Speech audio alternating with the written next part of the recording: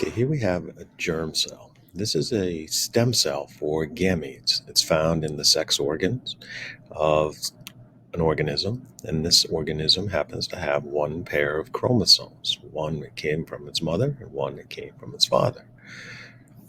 It's in G1 of interphase.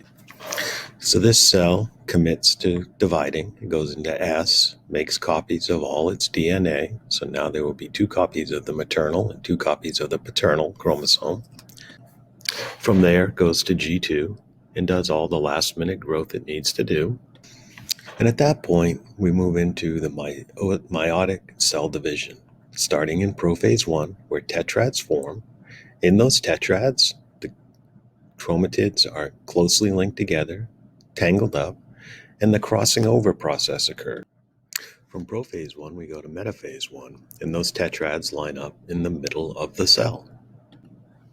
At the end of metaphase 1, the centromeres do not split, and one half of a tetrad moves to one side, and the other half moves to the other in anaphase 1 of meiosis. In telophase 1 of meiosis, when the half tetrads get far enough apart, a membrane forms between the two cells, splitting the cytoplasm so that we have two cells, each with a half a tetrad. From this point on, meiosis 2 is very similar to mitosis because a half a tetrad is two sister chromatids joined by a centromere. So those will form in prophase 2. Remember, we skip S.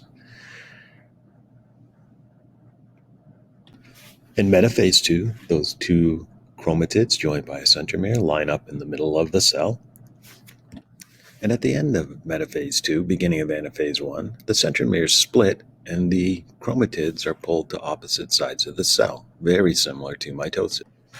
As we go into telophase 2, each cell, remember there are two of them, will split in cytokinesis and become four cells. So in the end, the result of meiosis is four unique cells called gametes, each with a different and brand new combination of maternal and paternal chromosomes, so that we have four completely different sex cells that can combine with another organism's sex cells to form a stem cell that will grow into a new organism.